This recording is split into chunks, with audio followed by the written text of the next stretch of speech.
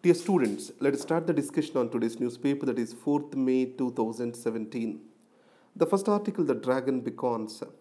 Here we will be discussing the objectives of war for China, and added to that, what can be the negative fallout of it, and finally, what are the India's objections to the same.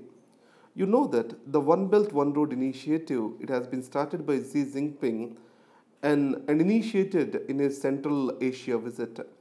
So in this May, a Belt and Road Forum for International Cooperation meeting is going to be held, and there is a pressure on India to attend for the same. So in this context, what China is expecting from this, an approval for its WOBIWOR initiative, and why it has been launched altogether. There are excess capacities in the case of China, and these excess industrial capacities have to be found a way. If not, it leads to unemployment and collapse of Chinese economy. And the second is the Malacca, Strait of Malacca and Strait of Hormuz, the Chinese energy supplies are dependent on it. It is trying to find an alternative way to the same. And China wants to have an enduring influence on Asia and Africa. And finally, an alternate financial architecture to the existing World Bank and IMF China intend to develop. Already you have seen that Asia Infrastructure Investment Bank and New Development Bank are being promoted by China. So what can be the negative fallouts? So as the Chinese investments flows into the new developing countries, new elites are going to take up these developmental benefits. That ultimately leads to the social tensions. You can see that in Myanmar. So Mitizone Dam, it is leading to many social tensions in this particular area. And environmental devastation is expected to be caused because of this connectivity. Above all, if you can talk about Hambantota in Sri Lanka, it clearly shows that how it can lead to a debt trap for the developing countries. So on one side, the China says that WOBIWOR is to provide for economic cooperation and peace. On the other side, if you clearly see, it is leading to debt trap. If I can compare it, whatever the United States did to the world in 1950s, the same thing China is planning to do to Asia and Africa in 2015. So that's what has been stated over here.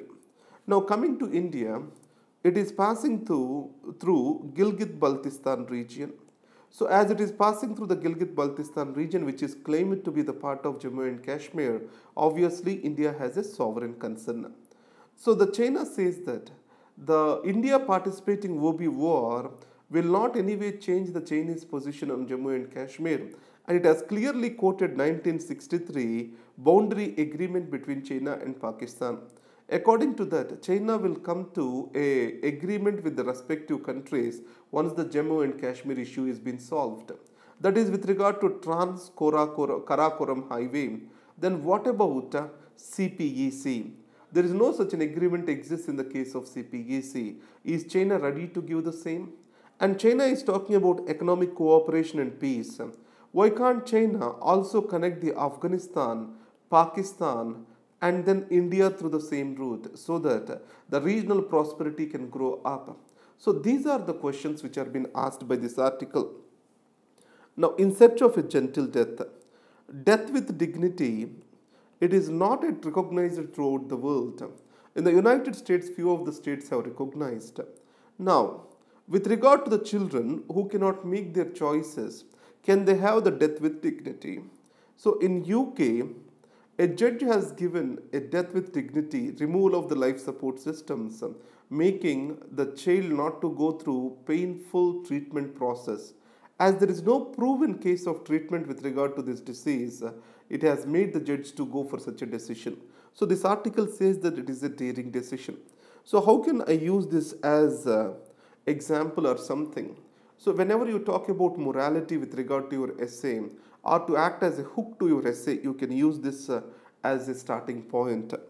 And short-sighted ploy. So it is about impeachment process initiated against the Chief Justice of the Supreme Court in Nepal. Now already Nepal is in doldrums.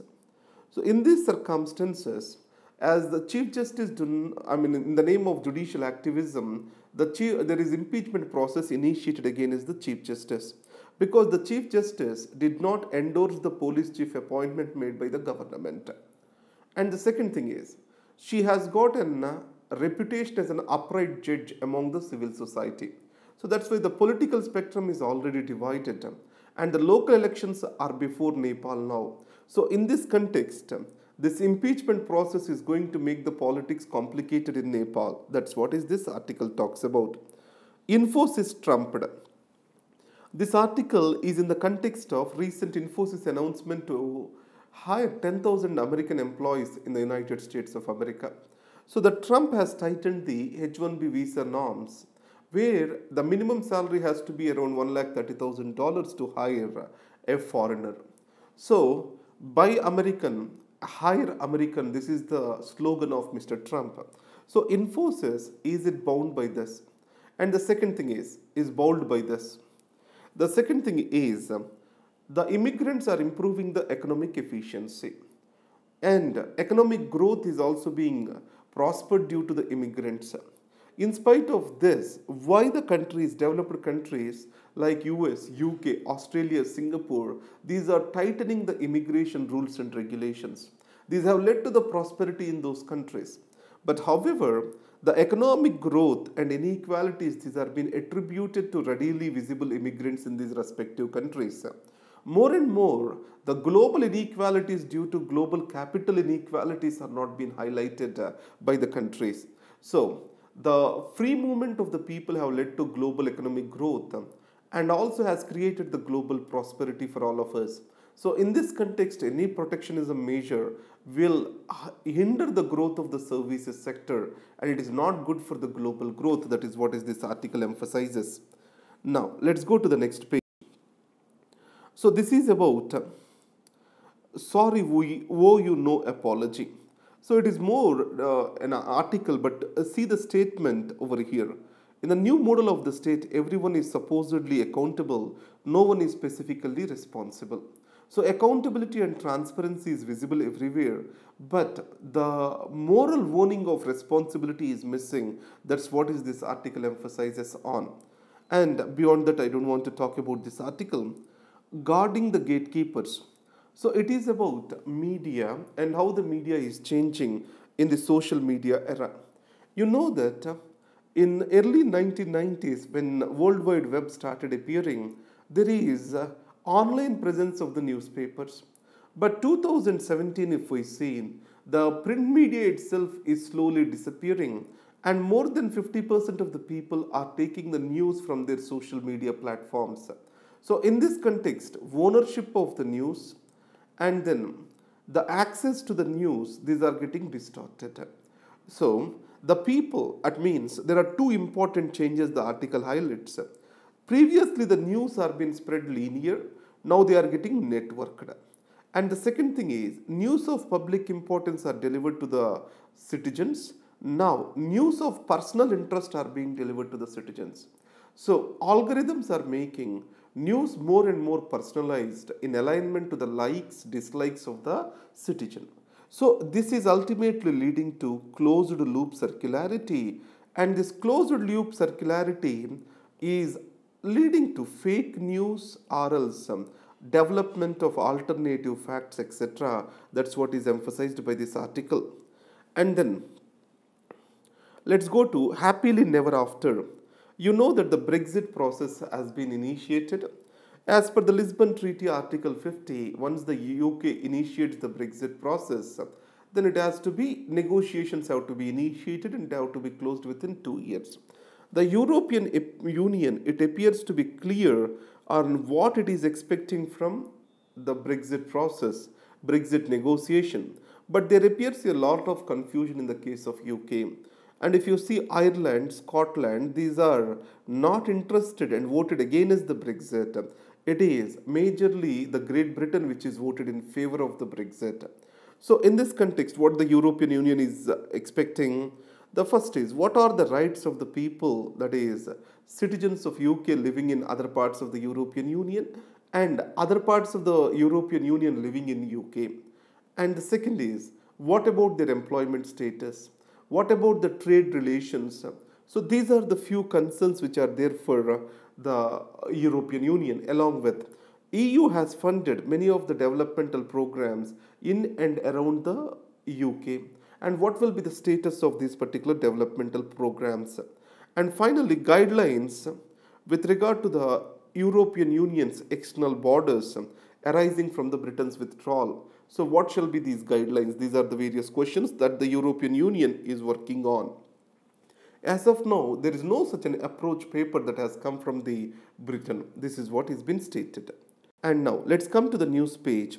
The Aadhaar PAN linkage. You know that Finance Act 399A section, it talks about linking the Aadhaar to the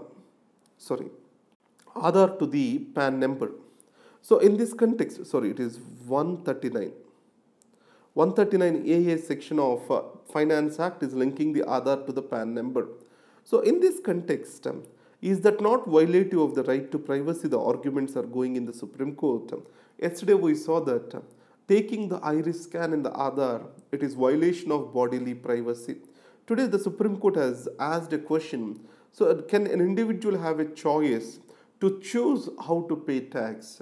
Our government can impose the way how the citizen has to pay the tax. That's where the discussion is going on now. So let's come to the business page. You know that the package to resolve NPS gets cabinet nod.